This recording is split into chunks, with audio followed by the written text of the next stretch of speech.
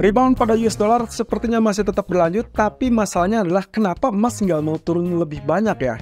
Padahal kemarin sudah sempat terlihat angka tertinggi kembali tertahan di level 2528, kemudian tertekan sampai 2503. Tapi tebak, yang terjadi sebetulnya adalah penurunan lebih dulu, baru dia rebound sampai 2528. Dan itulah yang menjadi keanehan terkait dengan data ekonomi yang sebetulnya dirilis lebih baik daripada ekspektasi.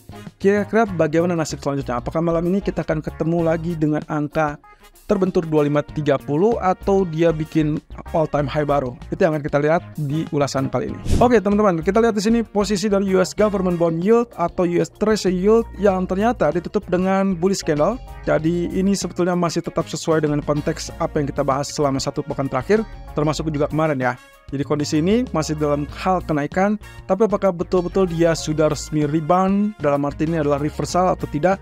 Kita masih tetap harus potensi. Pertama, yang ini mungkin dianggapnya relatif tertahan. Lalu kemudian yang kedua, nanti kita akan lihat dari angka ataupun areal resisten berikutnya. Jadi ada dua resisten yang cukup penting yang akan menjadi pemicu menurut saya untuk posisi pergerakan berikutnya. Oke, terlepas dari data PCE nanti malam, apakah dia akan terjadi data yang menunjukkan, artinya lonjakan yang menunjukkan apa tidak, semua tersebut itu akan sangat berpengaruh atau lebih tepatnya mempengaruhi pergerakan US dollar dan juga US Treasury berikutnya. Oke, kalau saya tarik dari areal garis seperti demikian, maka yang sedang kita perhatikan saat ini adalah di dalam zona triangle. Yang mana kalau misalkan kita asumsikan dari pergerakan keseluruhan, maka teman-teman bisa lihat dari pola pergerakan awalnya. Nah, saya tarik awalnya dari pola atas yang mengalami penurunan. Berarti dengan demikian pola ini kecenderungannya memiliki konsolidasi, lalu kemudian rebound kembali, dan akhirnya kita akan lanjutkan story kita yaitu terkait dengan penurunan. Nah, ini standarnya teman-teman. Tapi bisa saja gagal kalau ternyata yang terjadi adalah sebaliknya. Jadi perhatikanlah zona resisten yang tadi sempat kita tandai. Nah, ini akan menjadi reversal, confirm reversal, bahkan akan memperkuat US dollar at least selama 1 atau 2 hari ke depan. Kalau misalkan ini berhasil ya. Kalau tidak berhasil, berarti kita kembali ke skema awal, yaitu pola penurunan. Nah, kalau kita lihat karena ini adalah hari Jumat, berarti kita intip terlebih dulu posisi dari weekly candle-nya. Posisi weekly candle ditutup dengan bullish atau at least saat ini masih bullish. Kita belum tahu apakah itu akan berakhir dengan bullish, bahkan lebih tinggi atau lebih rendah. Tapi kita akan coba pastikan apakah dia mampu lewati areal high dari minggu lalu atau tidak. Ya, jadi candle kemarin kita jadikan acuan saja, termasuk juga level terendahnya. Sejauh ini dia terjebak di zona tengahnya dan kita asumsikan bahwa dia rebound 50% real body dari long black candle minggu lalu. Dan juga secara keseluruhan ini adalah areal resisten akhir untuk potensi yang memicu reversal. Nah, sementara kalau misalnya kita perhatikan berarti kita masih 1, 2, kurang lebih 3 ya. Ada 3 zona resisten yang harus dia pantau ataupun dia berhasil tembus. Tapi kalau sampai dia gagal ya berarti mau apa? Kemungkinan dia kembali turun.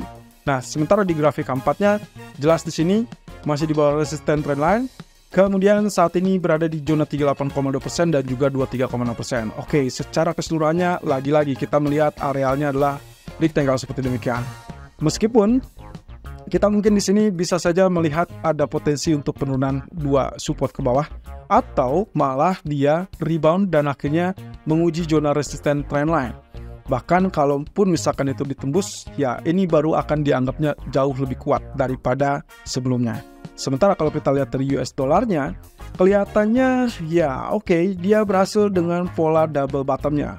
Ingat kemarin saya sempat sebutkan ini kalian juga sudah tembus, kemudian dia sempat pullback, retest support, dan akhirnya terhenti di zona resisten yang memang targetnya adalah seperti sesuai dengan ketinggian ataupun ketebalan dari bottom. Nah oke, berarti berikutnya apa nih? Posisinya tetap kita harus tunggu. Ya, apakah dia akan rejection turun kembali ke zona tengah atau dia akan rebound. Dan ini yang akan ditentukan dari data nanti malam.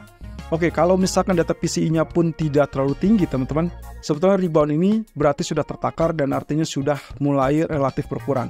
Kecuali kalau misalkan datanya jauh lebih tinggi, maka kita akan lihat kelanjutan dari kenaikan. Oleh karena itu kalau kita lihat dari daily candle-nya, ini adalah batasan yang dia mungkin sedang uji ya. Jadi kita asumsikan long black candle-nya dan ini equal dengan area high-nya. Kita belum bisa memastikan apakah dia akan lanjut atau tidak. Artinya kalaupun misalkan ditutup dengan bullish candle kemarin, ya belum tentu dia akan lanjutkan kenaikan, karena itu semua masih wait and see. Nah, kalau misalkan secara teknisnya, kita tahu bersama bahwa ini sudah mengalami penurunan yang cukup signifikan ya. Dimulai dari awal sini, kemudian di rebound hanya sekitar 30%-an, turun lagi sampai zona ini, rebound lagi 30%-an, dan saat ini pun turun lebih jauh. Mungkin kita kategorikan ini penurunan ataupun rebound baru 20-30%-an. Jadi kalau kita lihat pola yang berulang, pola yang sama, otomatis dari zona-zona ini menunjukkan ada kecenderungan bisa saja terjadi terjebakan ataupun tertekan kembali.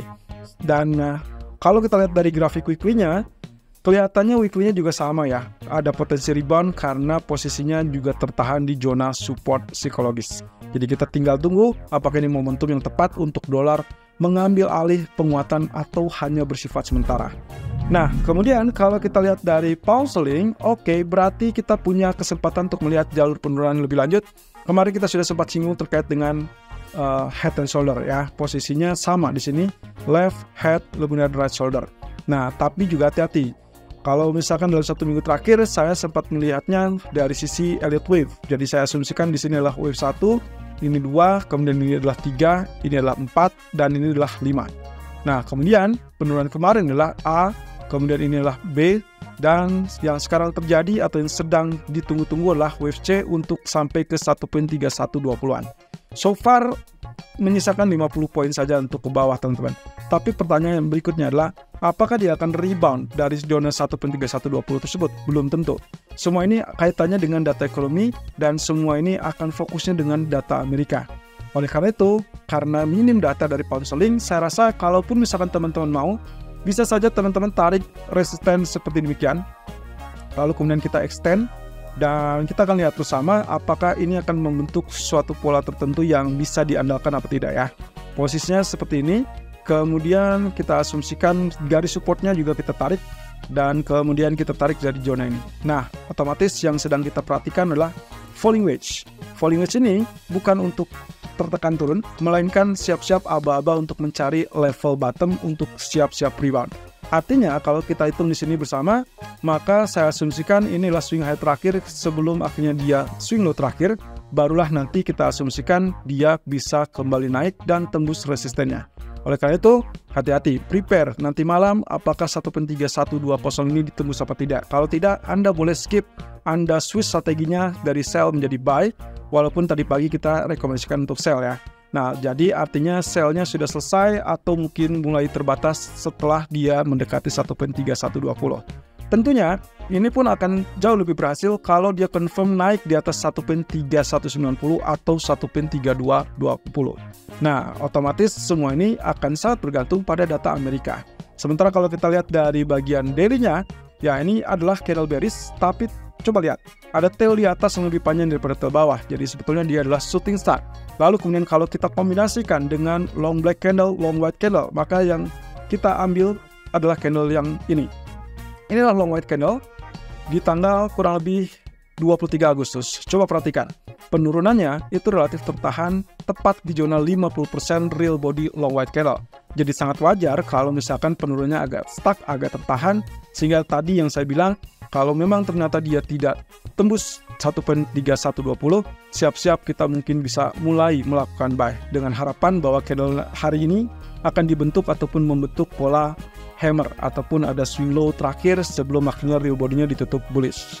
Nah, sementara kalau kita perhatikan dari crude oil, ternyata survive, ternyata berbalik, dan dia tidak tembus 61,8% sama sekali teman-teman, 73.80 tidak tembus. Jadi hari ini saya putuskan untuk tetap buy, dan tolong perhatikan, candle bullish yang kemarin, kemudian penurunannya itu ternyata tertahan di 50% real body long white candle. Jadi asumsi saya sangat wajar kalau memang hari ini kita buy dan berharap muncul 77.60 atau bahkan jauh lebih tinggi. Dengan asumsi bahwa ada kabar bahwa Irak mempertahankan atau bahkan mengurangi kuota impor ataupun ekspor, sehingga kemungkinan jumlah pasokan akan relatif sedikit, sementara demand masih cukup lemah. Jadi kemungkinan itu cukup imbang ya untuk mengimbangi lemahnya demand ataupun permintaan. Nah, tapi kabar bagusnya candle positif ya, ditutup bullish, sehingga kita bisa berharap 77 atau bahkan $78 bisa muncul. Tapi hati-hati, kalau sampai dia gagal dan ternyata terjun bebas atau turun di bawah 74, Anda bisa switch strategi menjadi sell hanya jika betul-betul dia confirm tembus 73.80. Jadi hati-hati, walaupun turun ke 74.50, belum tentu itulah isyarat untuk melakukan sell, melainkan Anda harus tunggu betul-betul sampai dia tembus 73.80. Nah, sementara untuk gold, seperti yang Anda lihat di sini, saya tarik Fibonacci retracement yang terbaru dari swing terakhir ya. Jadi yang tadinya kita ambil dari titik yang ini sampai sini, saya sekarang sudah tidak menggunakan ini. Sekarang saya persempit lingkupnya kurang lebih sampai sini. Ya, jadi 2493 sampai 2528. Anda bisa perhatikan kenaikan ataupun penurunannya. Oke, kita lihat ya. Sementara waktu 61,8% itu tidak tembus, dia hanya false breakout. Bahkan tadi siang atau tadi pagi hanya sentuh 2512. Itu berarti 50%.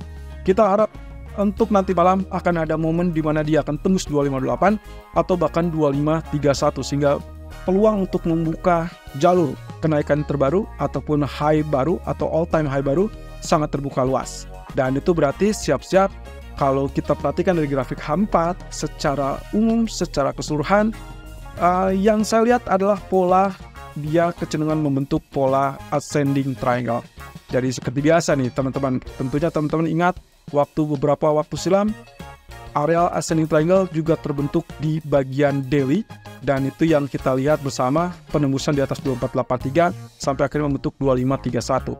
Jadi kalau secara keseluruhan seperti itu, maka H4 pun terlihat hal yang sama, sehingga kemungkinan peluangnya adalah bullish untuk tembus zona 2527 ataupun 2528. Target terdekat berikutnya kemungkinan akan berada di kisaran 2550-an.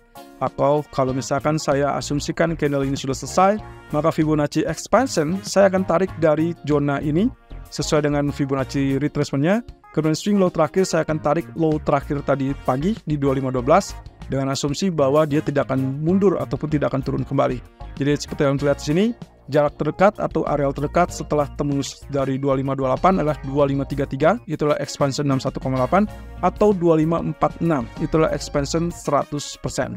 Nah, sementara apakah dia akan muncul 2600 untuk hari ini? Saya ragukan itu karena kemungkinan market akan relatif menunggu sampai non-farm payroll minggu depan.